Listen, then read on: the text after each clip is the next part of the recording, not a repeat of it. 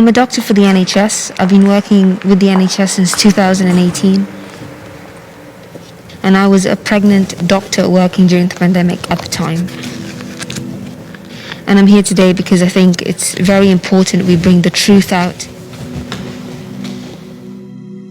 There have been a lot of errors during the pandemic, and it's cost human lives. A lot of people have died senselessly.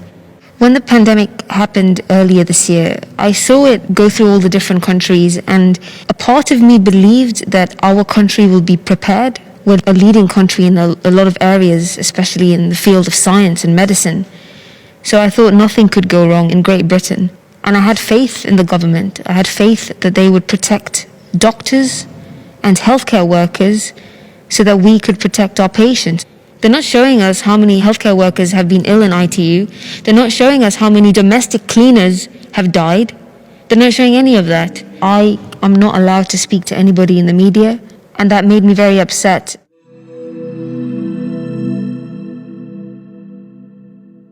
When the first healthcare worker died, they died in a COVID ward. They were infected. And the only way they could have been infected was if they didn't have the right protection.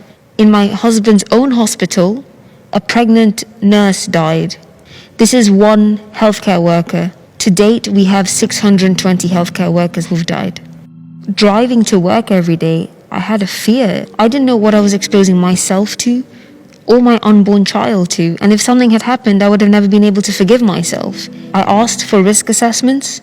I asked to be changed to a different department, but my concerns weren't being heard because there wasn't enough evidence to show that pregnant women won't be at any risk, or neither would their unborn child. And this is why I realized that not only am I being silenced, my own managers were following my social media.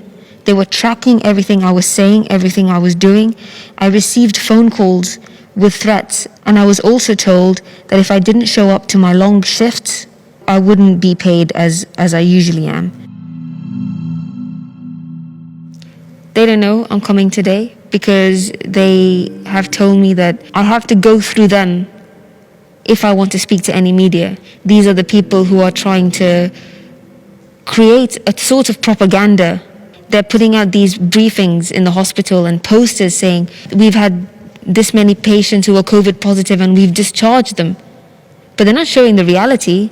And that's what they're fearful of. They're all just yes men to the government, and they are trying to hide the reality. If as doctors we're being silenced in our own hospitals, where does that leave us as a country? What kind of democracy are we living in? I mean, these are the kind of things that we would see in strict regimes like North Korea. But this is happening within our own country. As a doctor, I was working during the pandemic until April. So January, February, March, April, these 4 months, not once did I get a mask fitting. I had nothing on that ward. It left me in a situation where I had to look at my own protection or the patient. And every single day, the guidelines were changing. One day we were told a full gown was okay. The next day we were told that a plastic apron is okay. A pinny was good enough to protect ourselves from a deadly virus. We knew that all of these changes in the guidelines were based on politics because they just didn't have the right amount of PPE, but nobody would ever use these words, we don't have enough. If I went into a patient who was COVID positive and he coughed in between the consultation, then what? Last year in July, when they did a full investigation into how much protective gear they have, they realized that there wasn't enough if a pandemic had hit us. Nothing was done. Within our own country, within the UK, there were so many manufacturers who had the PPE that we required. They were sitting in their warehouses, but our government decided to order PPE from Burma, from Turkey. And when they came, they were also faulty. When we looked into the PPE the government had, they were out of date. They were expired. As a doctor walking into your work, opening a surgical mask box, and seeing that the expiry date had a sticker replaced on top of it, how do you think that makes us feel? I think the biggest issue now is how can we help healthcare workers? Because this pandemic has taken a huge psychological toll on everybody. We've lost faith in our government. A lot of us have even lost the love that we had and the passion that we've had for our jobs.